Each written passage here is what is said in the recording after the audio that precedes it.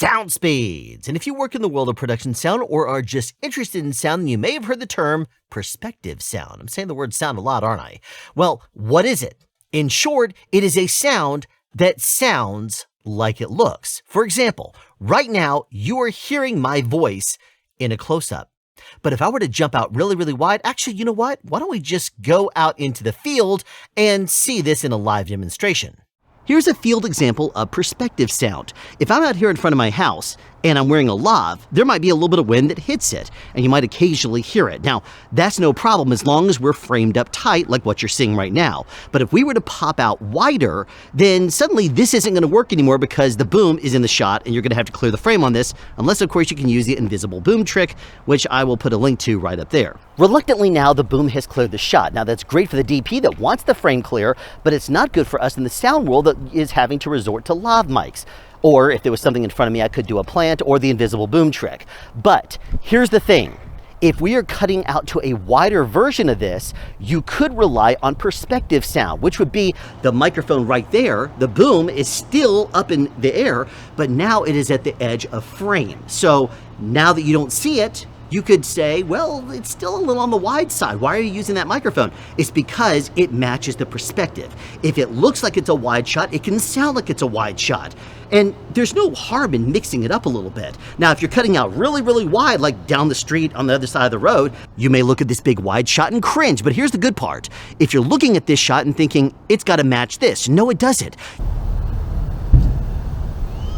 You can use the close-up boom, which is what I'm doing right now, in order to make this sound good, simply because you can't see my mouth. It doesn't even have to match my lips. It's big, wide, my lips are only like a couple of pixels on the frame, so why do we really care if my mouth matches the audio? Now, let's just say you're recording a wide and a tight at the same time.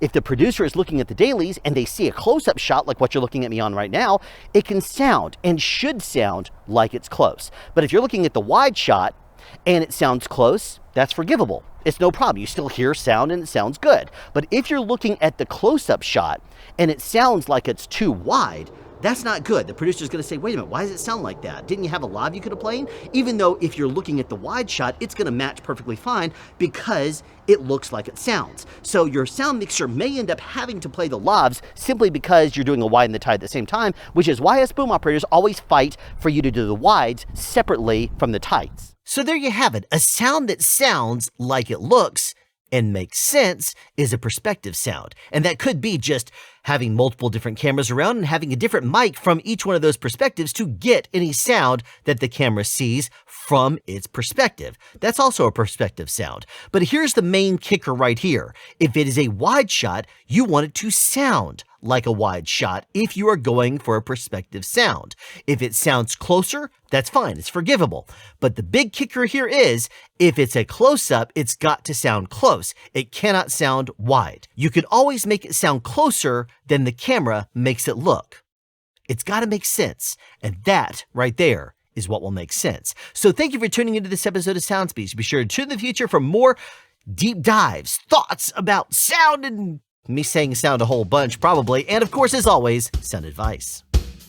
Have a question you'd like answered or want to add something? Be sure to write it in the comment section down below. You can also make a suggestion for future topics of discussion. Again, comment section down below, or you can email me at soundspeeds@yahoo.com. Be sure to subscribe and turn on notifications so you won't miss out on future sound advice.